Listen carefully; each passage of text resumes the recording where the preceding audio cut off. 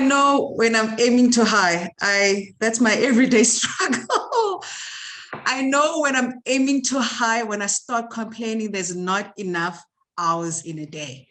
I then wonder how else people manage to do everything they can do in 24 hours, or is it me overextending or overcommitting myself?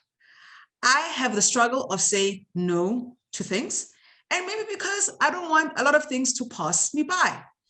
So I always think when things come my way, opportunities come my way, I always have to say yes, because I'm worried that if I say no, I'll never get that chance again. So generally, I'm up till the wee hours of the morning. I start my days at 4:30 while other people are still sleeping, and I go on and on like a roller coaster ride that I cannot get off. So usually that is a strongest indicator that I am overcommitting and overstaying myself, which is currently what I'm going through. And I don't know when I am going to stop. Maybe I'm addicted, but who knows? But that's me. Over to you, Mr. Table Topics Master. Thank you, Evaluation Chair.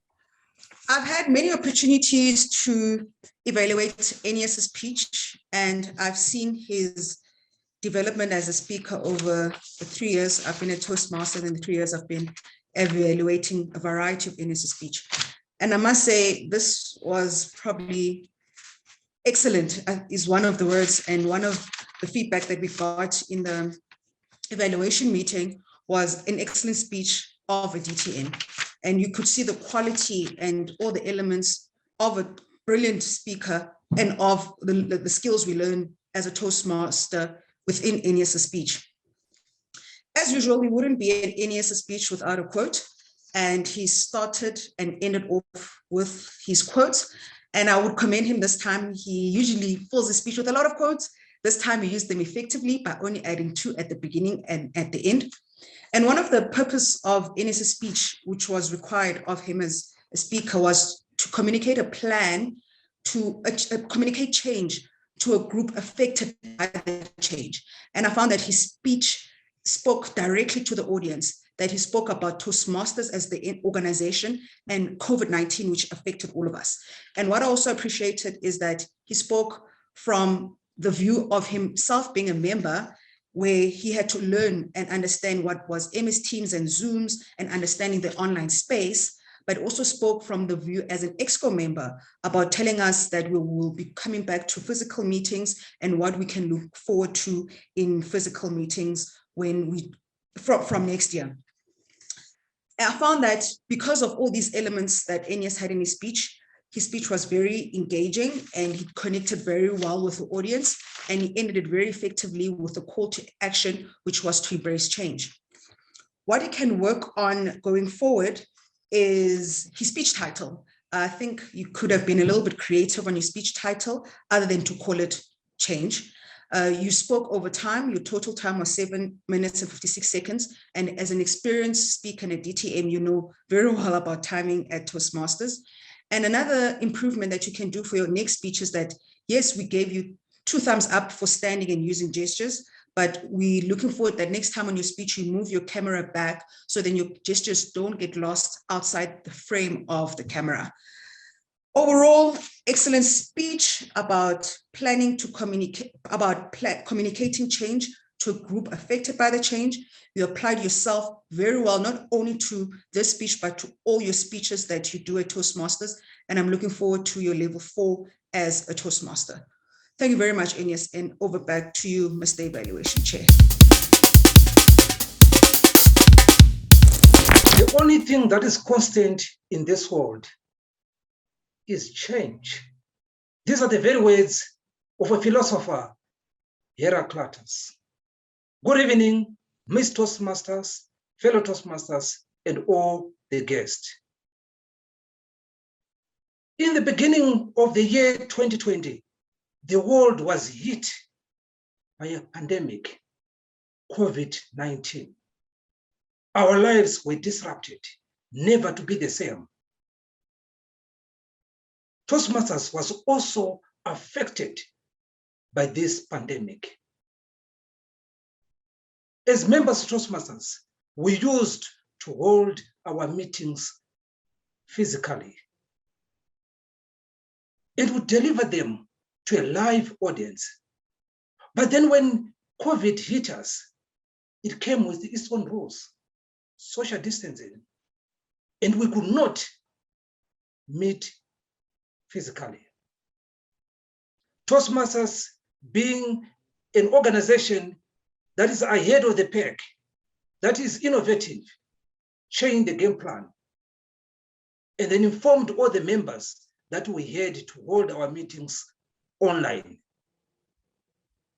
Of course, we had to go with the flow.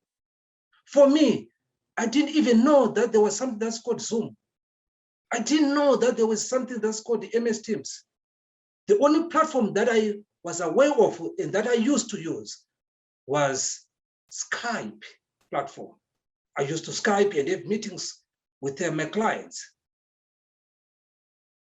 But then when we moved to Zoom, we adjusted quickly and started navigating the new terrain, what we called the new normal.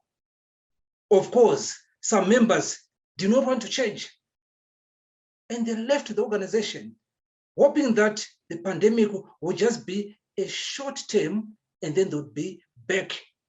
But alas, today we are counting almost 2 years with this COVID, and nothing has changed. We are still holding those meetings online. This has been a welcome news for most of us because it has helped us to understand the online space.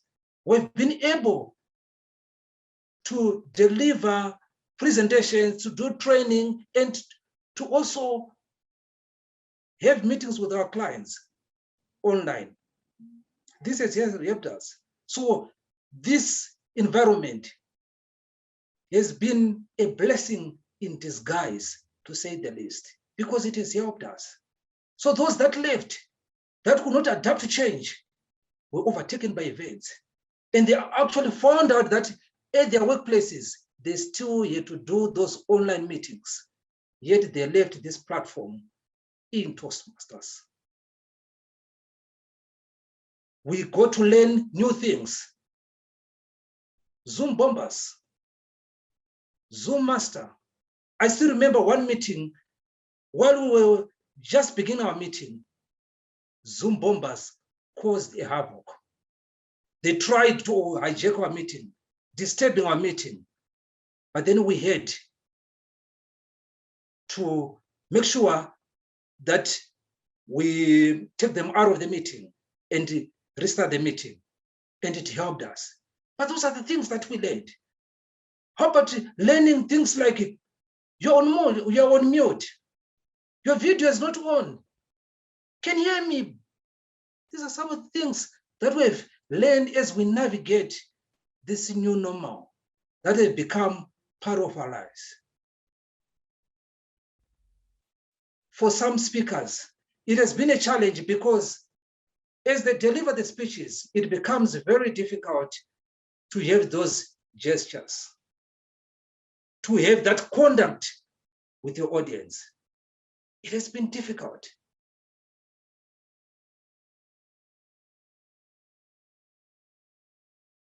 As a committee, we held a meeting and we decided that next year, the first quarter of next year, we'll be having physical meetings. I'm sure those that joined Mariswe Toastmasters online will be able to learn more skills, will not be able to experience a new environment, a new terrain altogether. They would have those butterflies. You'd have the adrenaline pumping and delivering to a live audience that you can connect with.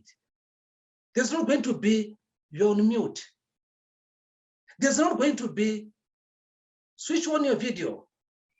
This will be a live environment where you can use gestures the way you want it. How wide you want to use them. And you'll be able to connect with your audience.